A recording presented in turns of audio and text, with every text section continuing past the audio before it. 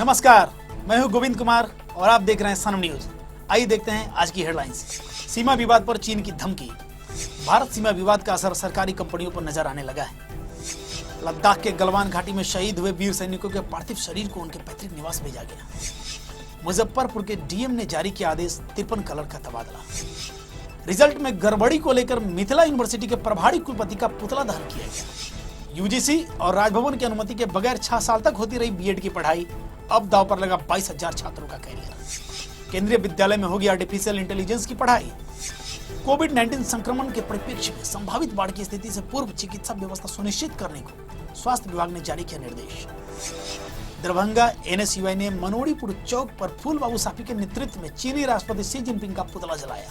RJD के Raghuvansh Prasad Singh corona संक्रमित, Patna AIIMS में जांच में रिपोर्ट आया पॉजिटिव। अब खबरें विस्तार से। सीमा विवाद पर चीन की खुली धमकी। गलवान घाटी में सैन्य झड़प के बाद चीन ने एक बार फिर सरकारी अखबार के जरिए भारत पर दबाव बनाने की कोशिश की। चीनी सरकार के मुखपत्र यानी माउथपीस ग्लोबल टाइम्स के मुताबिक अगर एलएसी पर तनाव बढ़ा तो भारत को चीन के अलावा पाकिस्तान और यहां तक कि नेपाल की सेना का भी दबाव झेलना पड़ेगा। इसे आसान शब्दों में समझें तो मतलब यह हुआ कि भारत चीन सीमा पर हालात बिगड़ने की स्थिति में पाकिस्तान और नेपाल चीन का साथ देंगे। बता दें कि सोमवार रात लद्दाख की गलवान घाटी में भारत और चीन के बीच सैन्य झड़प हुई थी, जिसमें भारत के 20 जवान शहीद हो गए थे। रिपोर्ट्स में दावा किया गया है कि चीन के 43 सैनिक या तो मारे गए हैं या फिर घायल हुए हैं।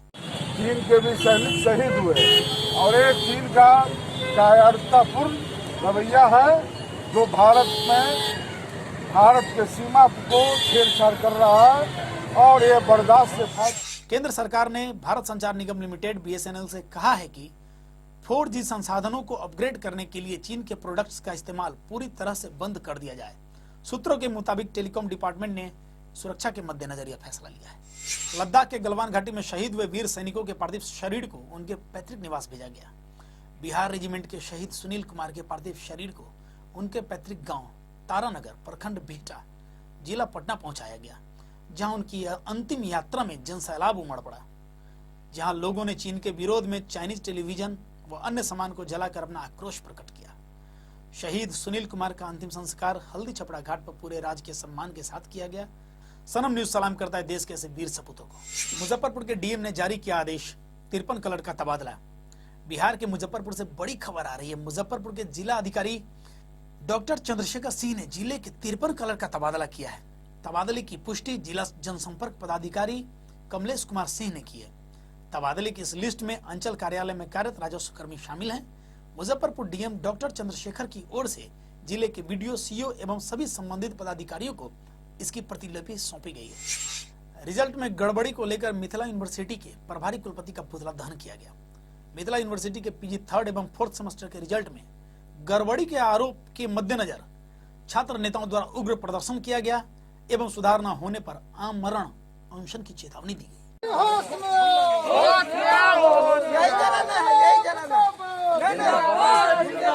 थर्ड सेमेस्टर और पीजी 4th सेमेस्टर, इस दोनों सेमेस्टर में जिस तरह से लगातार रिजल्ट को खराब किया जा रहा है, उसको लेकर के आम छात्रों के द्वारा यहाँ के कुलपति जो वर्तमान में प्रभारी कुलपति हैं उनका पुतला दहन किया गया है। अक्सर देखा जाता है यहाँ पर कि जो यहाँ के रिजल्ट दिया जा रहा है, चाहे वो 1st सेमेस्टर का हो चाहे 3rd सेमेस्टर का हो, लगातार उसमें धांधली किया जाता है। 28 नंबर 31 नंबर में 31.5 सीबीसीएस सिस्टम के माध्यम से पासिंग मार्क्स है, उसमें 31 नंबर पे जाके जानबूझ के छात्रों को छोड़ दिया जा रहा है। 31 नंबर पे आप बताइए, खुद आप लोग समझ सकते हैं कि 31 नंबर पे किसी को फेल करना, एक भी रिजल्ट ऐसा नहीं है पूरे मिथिला यूनिवर्सिटी के अंदर में जिसमें पॉइंट में नंबर किसी का आया हो।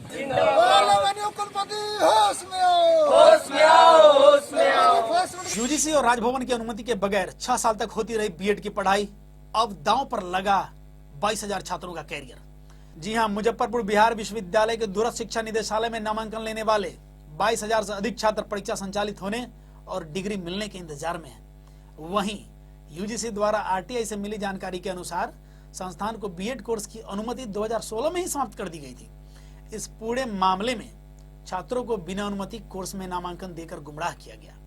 इस कोर्स में नामांकन लेने वाले 100 से अधिक सरकारी शिक्षकों का कैरियर भी दांव पर है। राजभवन से मिली स्वीकृति के बिना नामांकन लेने के कारण इसके दुष्परिणाम भी सामने आने शुरू हो गए हैं। 2014 में राजभवन की अनुमति के बिना बांट दी गई डिग्री और अब 2015 और 16 में नामांकित छात्रों की परीक्षा अभी तक लंबित है। दूर शिक्षा निदेशालय के निदेशक सतीश कुमार राय ने बताया कि कोर्स संचालित होने के 6 साल बाद भी राजभवन की अनुमति प्राप्त नहीं हुई है। अब राजभवन की एडवाइजरी समिति की बैठक का इंतजार है, जिसके बाद नामांकित 22,000 छात्रों की परीक्षा आयोजित कर उन्हें डिग्री दे दी जाएगी। केंद्रीय विद्यालय में होगी आर्टिफिशियल इंटेलिजेंस की पढ़ाई।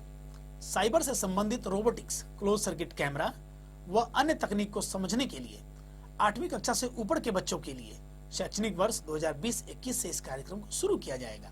इस संबंध में सभी केंद्रीय विद्यालय को गाइडलाइन जारी कर 30 जून से पहले CBSE के साथ अपने विद्यालय का नामांकन करने के लिए कहा गया है। CBSE इस कोर्स के लिए एफिलिएशन और रजिस्ट्रेशन के लिए फीस नहीं लेगा। इस कोर्स की पढ़ाई इंटेल और CBSE के सहयोग से होगी। कोविड-19 संक्रमण के परिप्रेक्ष्य में संभावित बाढ़ की स्थिति से पूर्व चिकित्सा व्यवस्था सुनिश्चित करने को स्वास्थ्य विभाग ने जारी किया निर्देश। प्रधान सचिव ने सिविल सर्जन को निर्देश दिया है कि बाढ़ राहत शिविर में प्रतिनियुक्त चिकित्सक दल को कोविड-19 के परिप्रेक्ष्य में आवश्यक स्वास्थ्य परीक्षण, इंफ्रारेड थर्मामीटर एवं pulse oximeter, digital finger camp इत्यादि उपलब्ध कराया जाए। चिकित्सा दल को संक्रमण से बचाव हेतु PPE kit, 3 layer mask, light disposal head cap, sanitiser, साबुन आदि उपलब्ध कराया जाए। बाढ़ राहत शिविर में स्वास्थ्य परीक्षण स्क्रीनिंग के दौरान लक्षण पाए गए व्यक्तियों का नियम अनुसार सैंपल लिया जाए।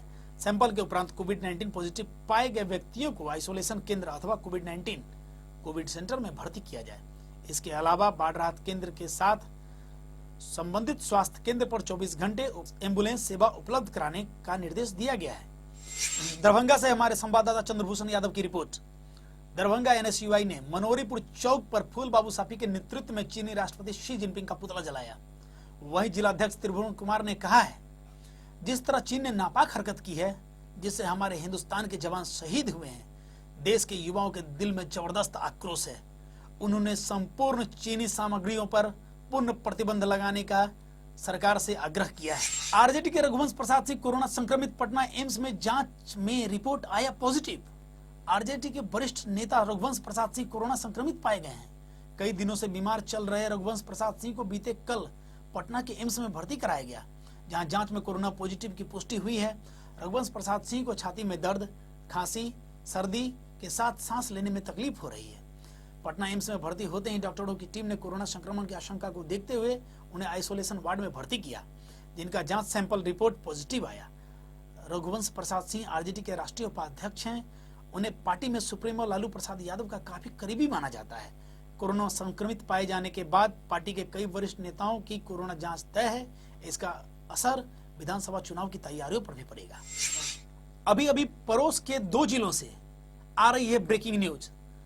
शिवहर पुलिस ने चमनपुर में मारा रेड। भारी मात्रा में कच्चे शराब को किया गया बरामद और उसे नष्ट करने की कार्रवाई की जा रही है। डीएसपी प्रेमनाथ राम के नेतृत्व में कई थानाध्यक्षों ने, कई थानों की पुलिस ने मौके पर मारा है रेड। मौके पर शिवहर के थानाध्यक्ष अशोक कुमार राय, पिपराही थानाध्यक्ष अवधेश कुमार, श्यामपुर के थानाध्यक्ष यूसुफ अंसारी समेत अन्य पुलिसकर्मी मौजूद हैं। पड़ोस के जिले सीतामढ़ी से आ रही है एक बड़ी खबर। सीतामढ़ी में रिटायर्ड बिहार पुलिस के जवान की हत्या, झाड़ियों में मिला है शव। मिली जानकारी के मुताबिक जिले के सहियारा थाना क्षेत्र के गढ़वा निवासी शत्रुघ्न सिंह बुधवार की सुबह अपने घर से खलिहान की तरफ निकले थे। देर शाम तक शत्रुघ्न अपने घर वापस खाना खाने नहीं लौट पाए तो चिंतित होकर परिजनों ने खोजबीन शुरू की, पर कुछ पता नहीं चला। बाद में उनके शव को झाड़ियों से बरामद किया गया। सीतामढ़ी और शिवहर से हमारे संवाददाता दीपक आर्या की रिपोर्ट। आज के लिए फिलहाल इतना ही। बने रहिए सनम न्यूज के साथ। धन्यवाद।